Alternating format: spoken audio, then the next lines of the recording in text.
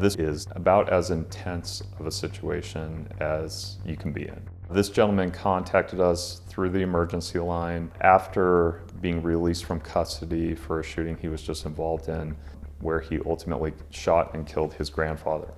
Potential charges would have been murder, and most likely second-degree murder.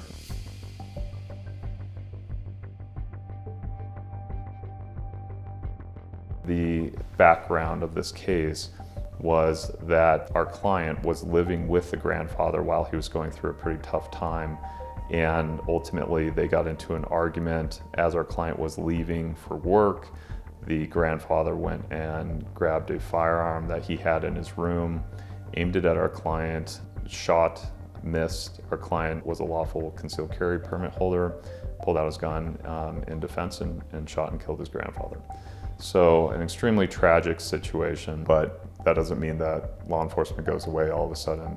And in fact, they got pretty intensely involved right from the get-go. And the reason I highlight this case is because the work we did for this client was all pre-charging decision. And we learned through doing interviews that the grandfather had a history of severe alcohol abuse and of acting out violently when he was under the influence, which he was here in this particular incident.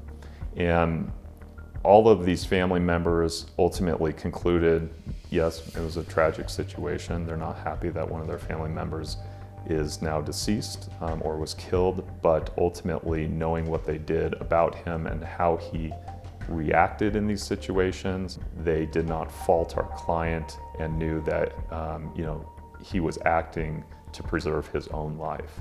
And that type of investigation goes beyond pretty much anything that you'll see on the law enforcement side. Now, I'm sure the Adams County Sheriff's Office in this case preserved all the evidence they could on scene and talked to the very few witnesses that were involved that knew anything about what had occurred. But I suspect that they didn't go any further than that to the family's involvement, to the family's knowledge of the grandfather. I solely wanted our investigator to conduct the interview, because when you're calling somebody within a family who just had a family member die, especially as a result of a homicide, you don't really know what you're walking into, and you're probably not going to be walking into the most friendliest situations.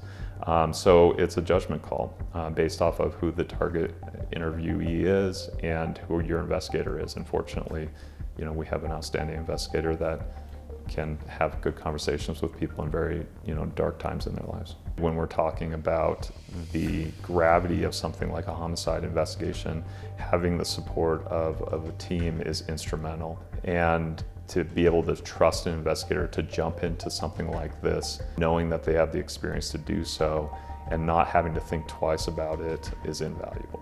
And we were able to put that together in a very comprehensible, neat, and to-the-point packet that we provided to the homicide detective as well as the intake chief at the Adams County DA's office. And I have to believe that that was pretty instrumental in their decision to no-file those charges.